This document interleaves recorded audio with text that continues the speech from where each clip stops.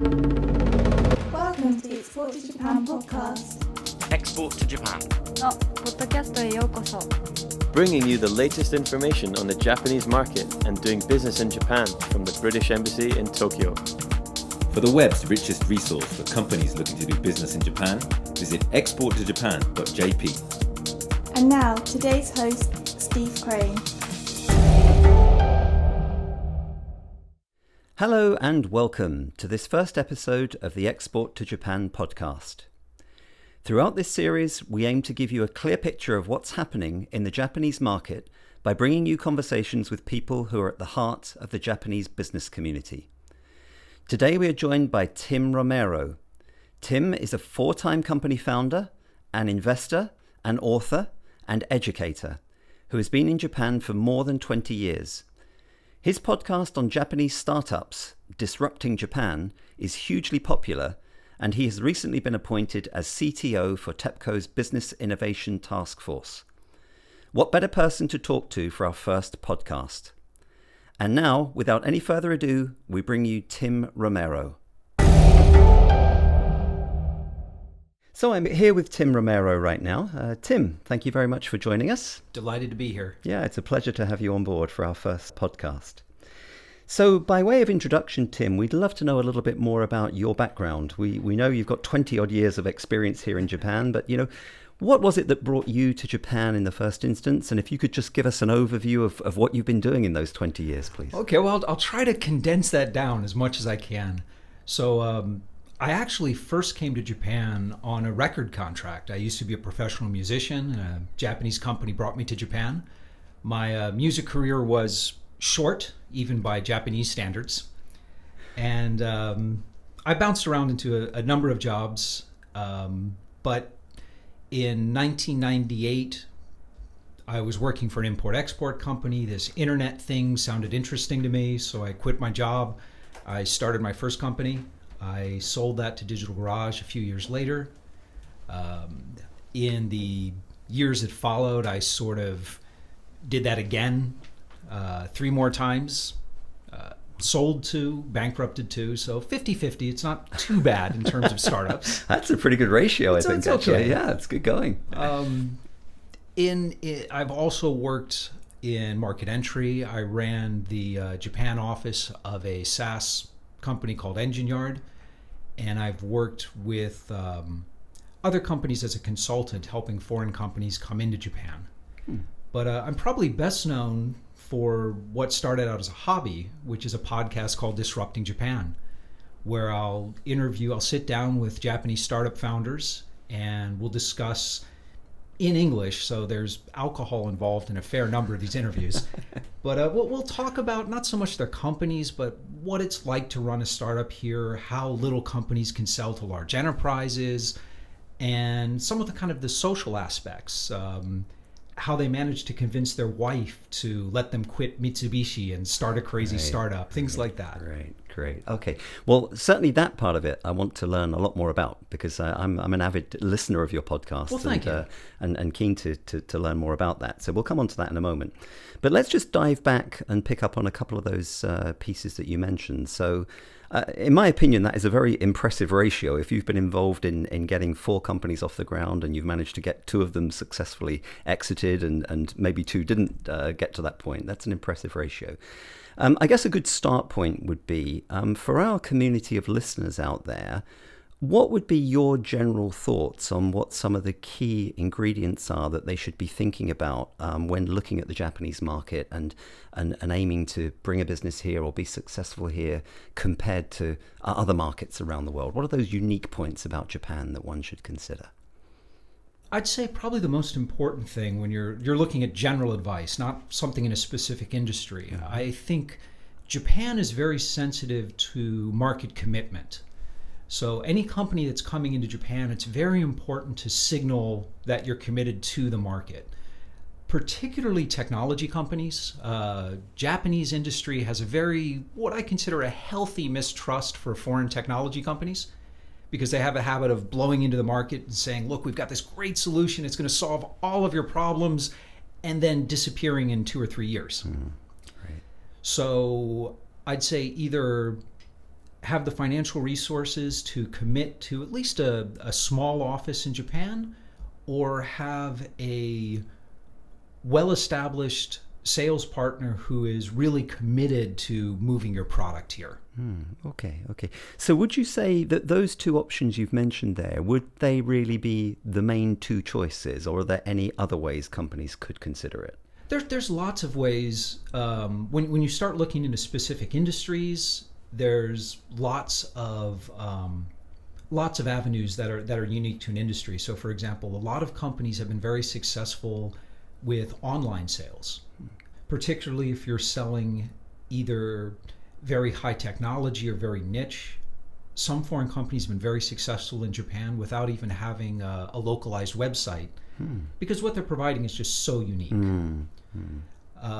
If you're providing more of a supply chain, something that's going to fit into another company's supply chain, a lot of times the sale is very simple. And you can show your commitment without a presence in the market. But if you're doing a consumer product, or certainly a general B2B product, signaling your commitment to the market as a whole is really important. Anything that's going to require support, whether that's direct customer interaction or direct support of a business. Right. Got it. Okay. Now, looking at that 20-year period that you've had here, are you able to give us some comments and thoughts on the changes that you've seen over here in Japan? And I'm particularly thinking from the point of view of the Japanese corporations' interaction with the international world and kind of doing business together, or joint ventures or investments or whatever. Any particular comments that you would say? I think the biggest change has happened in the last 5 to 10 years. And I'm coming at it mainly from a startup perspective. But the changes that's happened in the startup world benefit all foreign companies. Let me explain. So when I started my first company back in 1998, if you wanted to work with a large Japanese enterprise as a small company, you would be pushed down through 4 levels of subcontractors. Right. And that's changed for a lot of reasons. A lot of it has been the Abe government's shining a spotlight on startups and innovation and saying this is the future of the country, and the future of Japan's economy depends on this. So there's a lot of companies that are scrambling to work with startups and doing so directly. And that's resulted in a more general openness towards not just Japanese startups, but foreign companies as well. And so I think now really is a great time to be coming into Japan, pitching new ideas, pitching new products, because it's much more open now than it was back around 2000. Okay, well, that's good to hear. That's certainly encouraging signs. So very good to hear that. You gave us some good tips about what is important in getting it right, and in particular that message about showing the commitment that comes through very strongly. Thinking back again on your experience with, you mentioned that there's a couple of ventures you were involved in that didn't quite make it, and along the way you've obviously been involved with advising and helping other companies. What are some of the pitfalls that you've come across? What are some of those reasons why things may fail? And what are the things that our listeners should listen out for and be aware of when they're planning their strategies to come into Japan?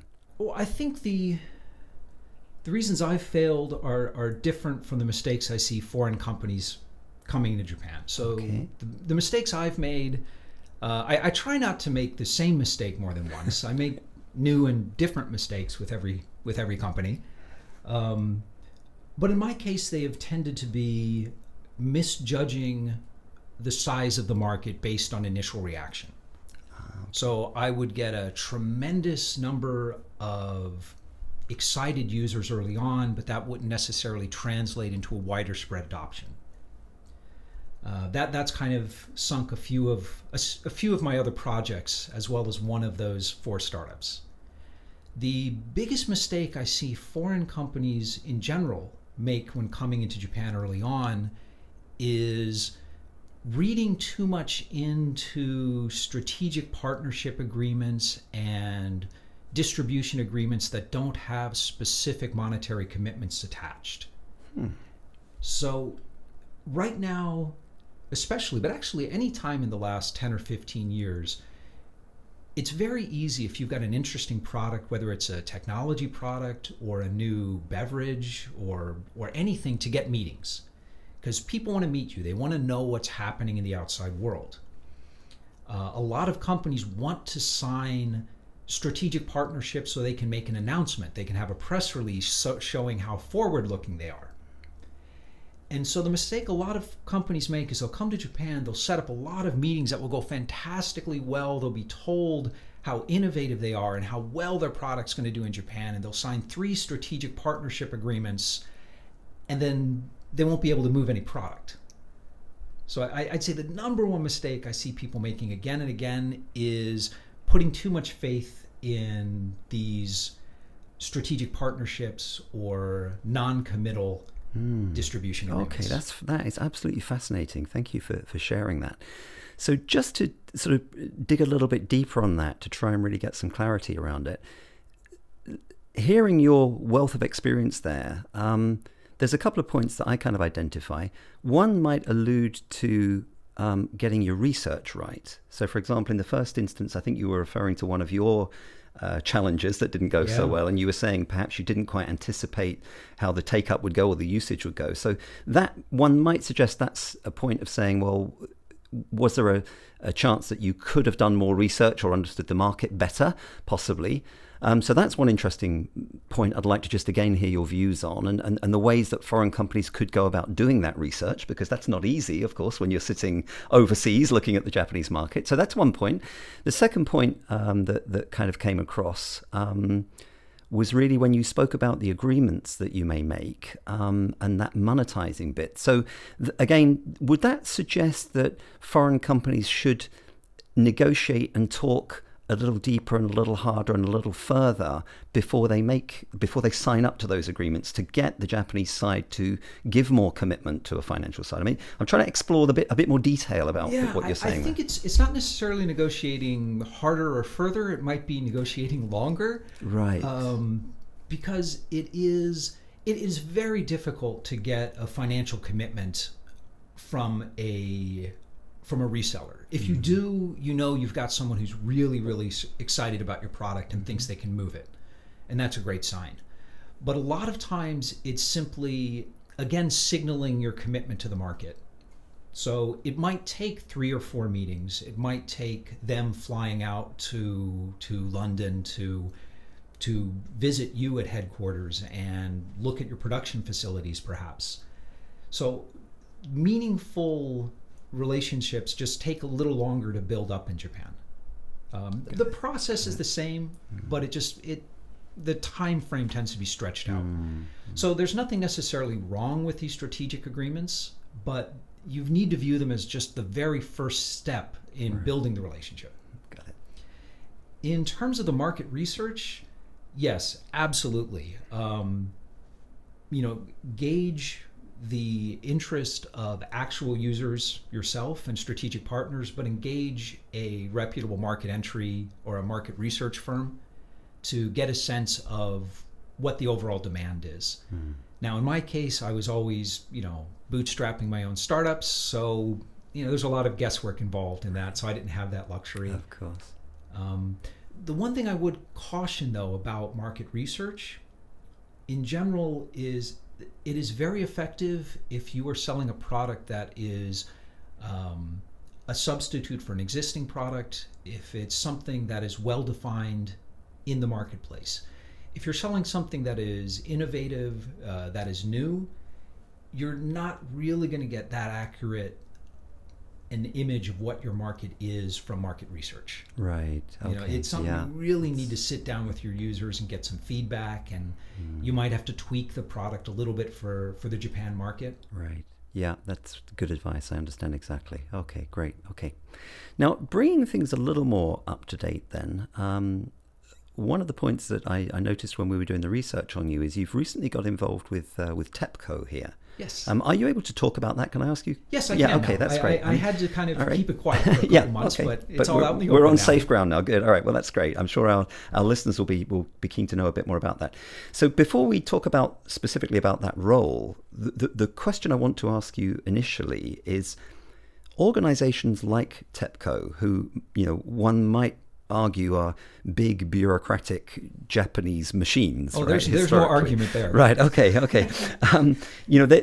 I know from some of the experience we've had, we've brought UK-based companies and other international companies into the Japanese market, and we've tried to do business with Tepco.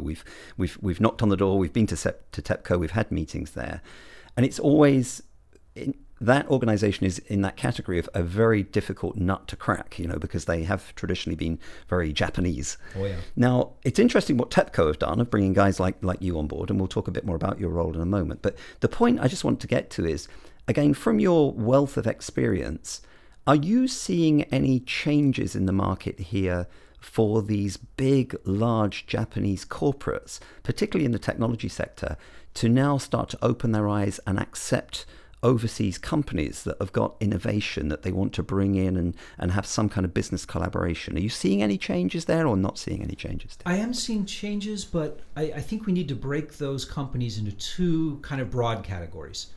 So there are companies that are globally competitive companies like Toyota or Panasonic or NEC, and these companies are much more open to working directly with foreign companies, with startups, with hearing new ideas. The top management knows they need to innovate. I think the near bankruptcy of Sharp and the Japanese government allowing a company as important as Sharp to be purchased by a foreign company kind of lit a fire under a lot of Japanese senior management that the government is not going to be backstopping them anymore. And so they're very aggressive in searching out new technologies, both inside Japan and outside Japan. And that's already well underway. Now, the other type of companies, which are almost like Tepco, a utility, and I think banking sort of falls under this category, they're firms that do not face international competition. But what's happening is the Japanese government is putting a lot of pressure on them to change through for example, the FSA is gently forcing Japanese banks to open up the way they do business, to work with startups. And the Japanese government is also putting a lot of pressure on the utility companies, electric and gas, throughout the country. Now, this change within not just Tepco, but any of the utilities is kind of happening from the inside out. So any utility company is just extremely conservative. Top management knows they need to change. The government is pressuring them to change. So the first step is really understanding what's happening in the rest of the world. And this is being done through some strategic investments, through a lot of research, through a number of pilot projects.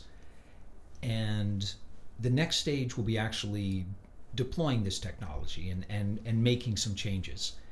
So the changes are happening very, very fast from Tepco's point of view. But it doesn't look like a lot of change when you see it from the outside yet. But what's being discussed and what's on the agenda it's really innovative. And I think in 10 years, the way people think about energy in Japan is going to be so radically different than it is today. And that's kind of what excited me about getting into this position. That sounds amazing. Yeah. Okay. Thank you. Thank you for sharing that. Okay. So from what you're saying there, it does sound like an exciting time for international companies to be looking at the Japanese market in terms of bringing their technologies or their products or their services here. The Japanese market is changing a little bit, and it's interesting to note that there's some government pressure to force that change as well. So that's really encouraging. Okay. The next question I'd like to ask you, again, from your experience there, you touched on a couple of areas and sectors where you think there's going to be change, but what other, or are there any other areas in that tech sector where you think there are going to be big opportunities here in the Japanese market over the coming years? Well, if you're looking for like broad stroke opportunities, you look at any industry where there is rapid change. So the current startup boom and investment boom we're seeing has largely been driven by this move to smartphones. And that just ushered in tremendous change in a lot of industries. Now that is, I don't want to say it's wrapping up, but there's still a lot of very innovative companies coming out using the smartphone as a platform, but the growth of the smartphone platform is slowing down. So it's, let's say, maturing. But I'd say right now, if you're looking at the next 5 years in Japan, tourism is hugely important. So any kind of business that is involved with tourism or can support that is going to get a lot of people wanting to talk to them and to hear how they can do business together. It's a big problem lots of people are trying to figure out.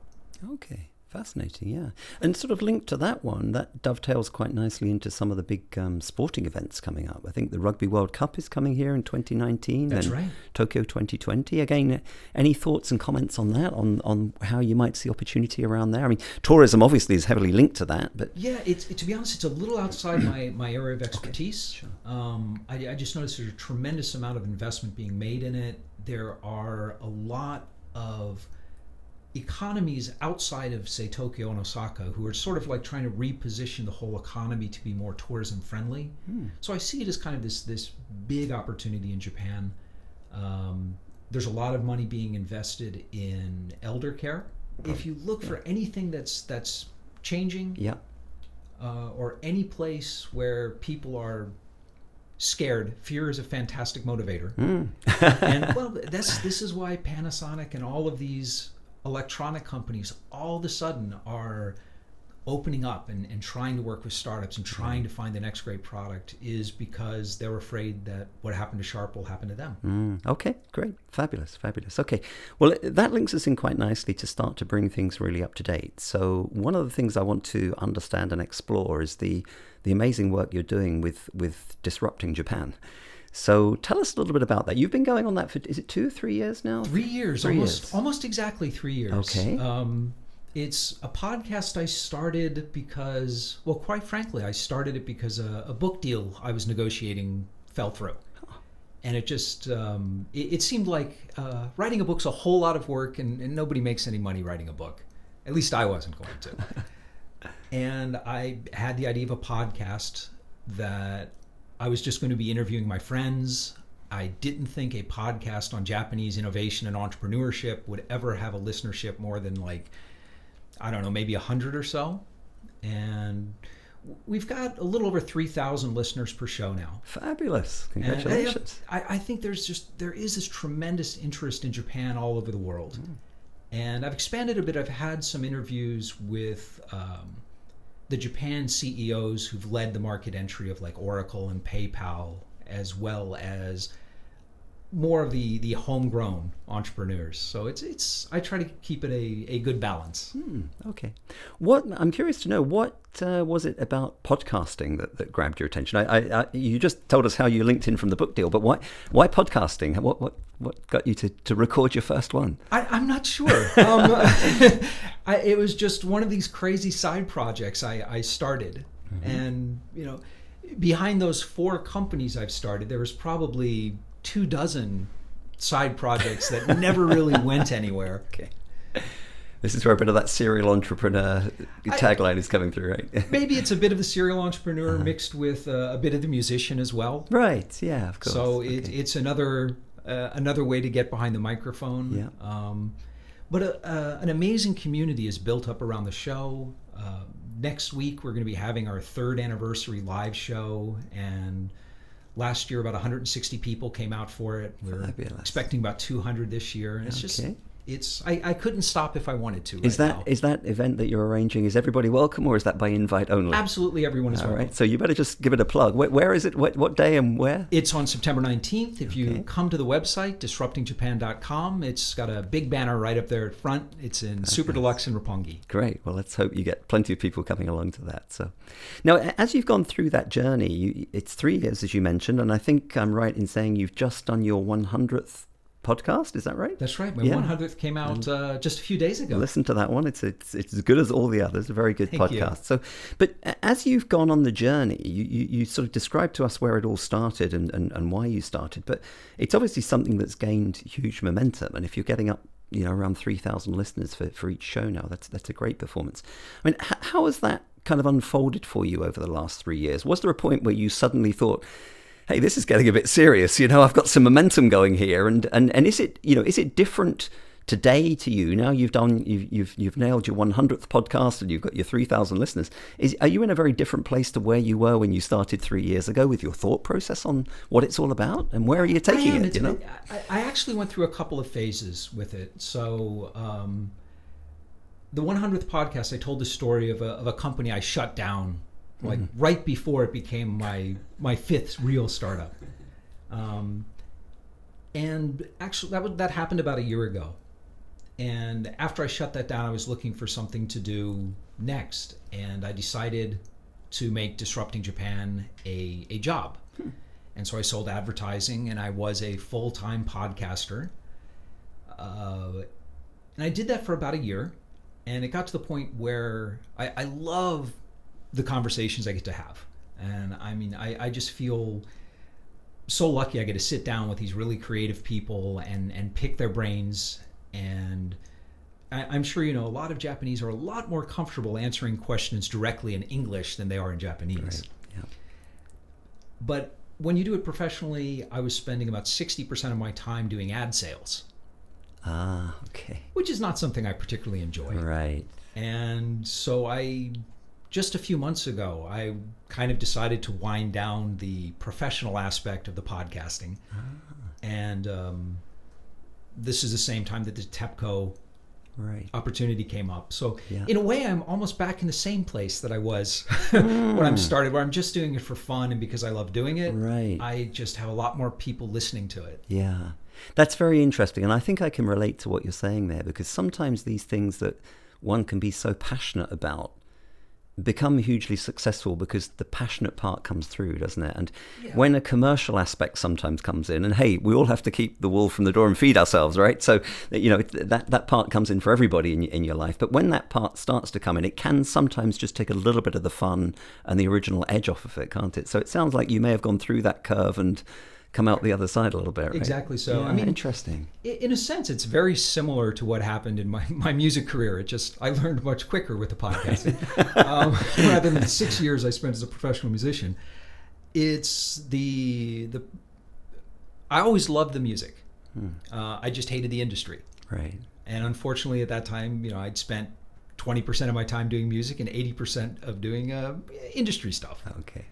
And with the podcasting, it was 40% talking to people and having these conversations, and 60% selling ads. So I decided it was turn it back into a hobby. Got it.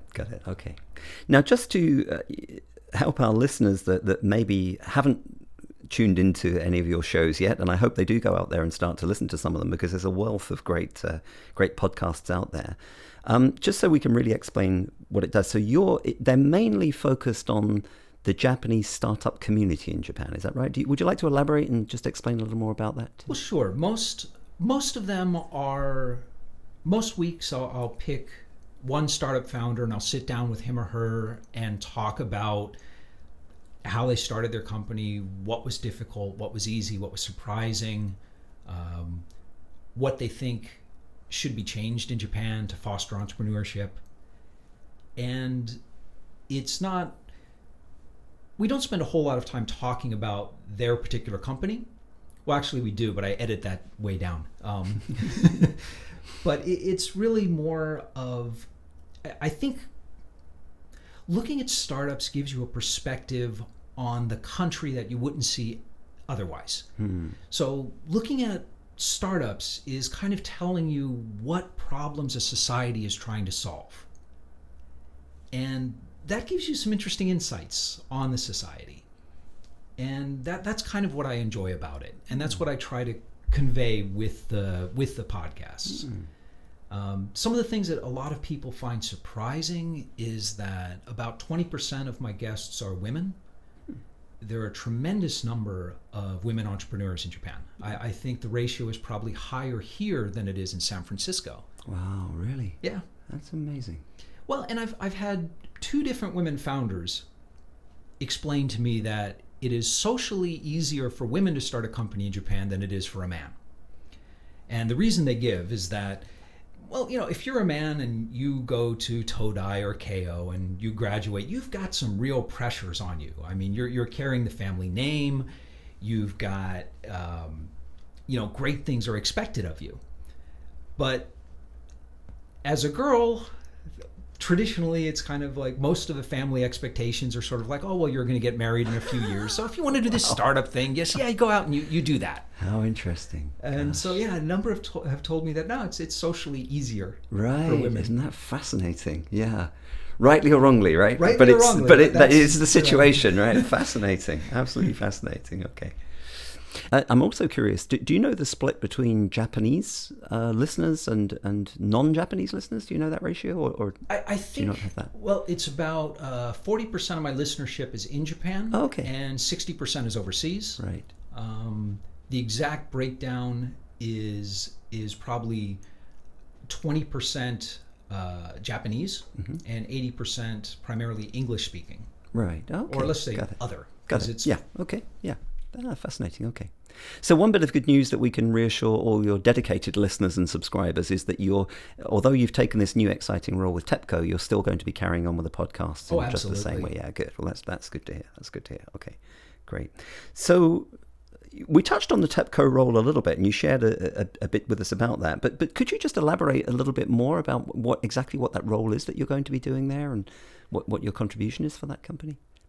Well, I'm CTO of the Business Innovation Task Force there, and so my role is largely evaluating the technologies that are being used around the world and seeing if they're suitable for deployment in Japan, and if they are, then making it happen.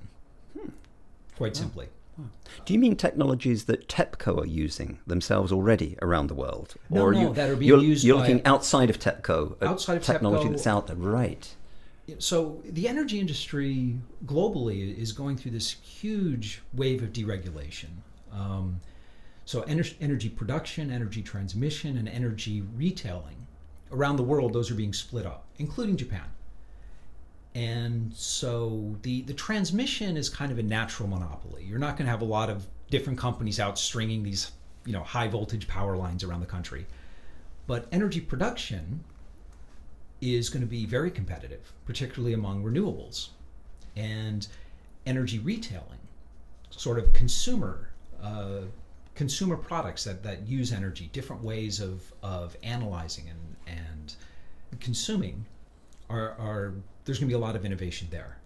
Right. And they call it retail, but it's also things, I think we're going to see more people doing things like batteries. So you'll have intelligent agents that will be able to buy electricity in the middle of the night and charge up a battery when it's cheap, and then sell it back into the grid the next day when it's expensive.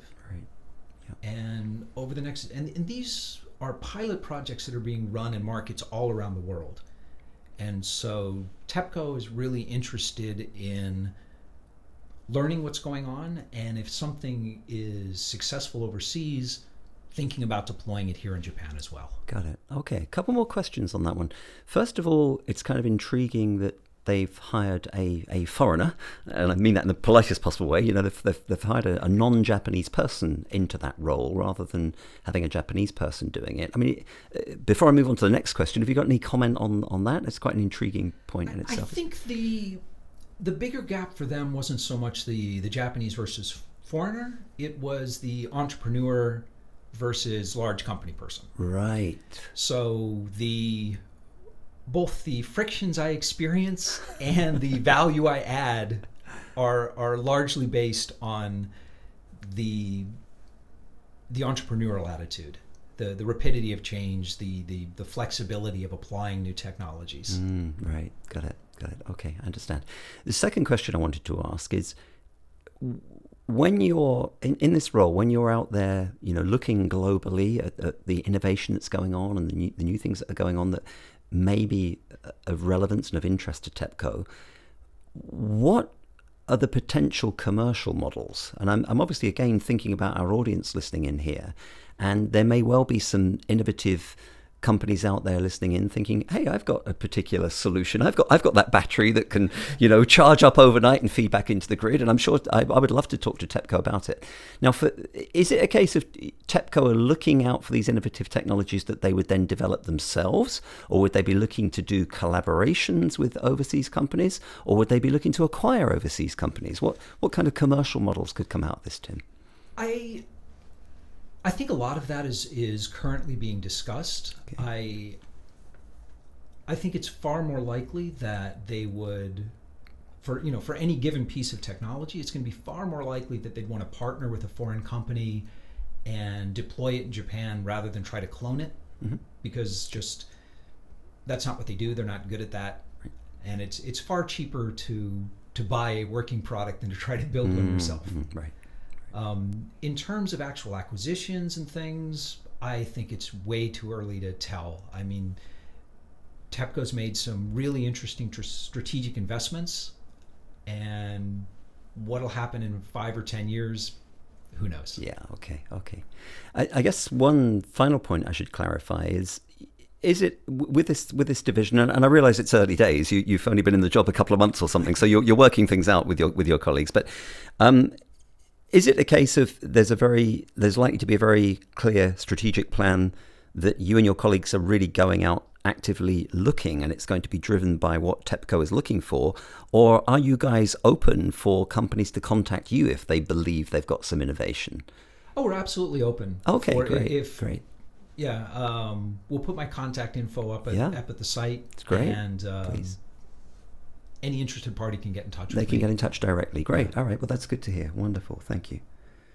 Alrighty, that's great. And this role that you've taken on, is pretty much a full-time role for you, or pretty much? Yeah. Okay. Well, you're going to be a busy guy, right? It was something that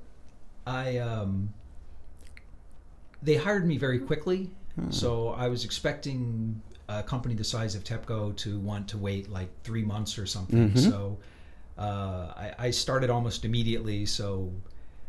Amazing. I had to spin down some other things. And right.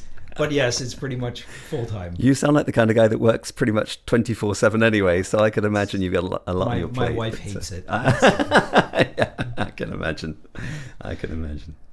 Well, listen, that's fascinating. It's been a really enjoyable discussion, and we've learned a lot. So thank you so much for coming in. Well, thanks for having me. Yeah, it's a pleasure, and a wonderful array of experiences you've picked up over the last 20 years. And what a journey from coming into the market with a musical interest to going through and having a couple of startups that have succeeded and you've exited from, going right through to getting your podcast going and making that hugely successful and building that big community. And then finally this role we've just spoken about with Tepco. It sounds like an amazing journey you've had. And to me, it still feels like I'm just getting started. Wow. Well, that's wonderful. That's got to be a good thing. Well, here's to the next 20 years, right? Absolutely. All right, Tim, just before we wrap up, it'd be great just to let people know how they can get hold of you. So do you want to just let people know what's the best way you'd like people? We'll put the details up on the site, but just while we've got you here as we're wrapping up. Absolutely. The best way to get in touch with me is via Disrupting Japan. So if you go to disruptingjapan.com, there's contact information there. You can send me an email to tim@disruptingjapan.com. That's great. All right, Tim. Well, on that point, we're going to wrap this one up. So thank you once again. Been a pleasure to meet you. Thank you for coming on board. Thanks for inviting me. And I'll just say to all of our listeners out there, thank you for tuning in to this podcast from Export to Japan. It's been great to have you with us. And keep tuned in for further webinars that we'll be running and further podcasts along the way. Thank you so much. If you'd like more information about exporting to Japan or the Japanese market in general, visit exporttojapan.jp. If you have a question for us, send it to info@exporttojapan.jp. Thank you for listening.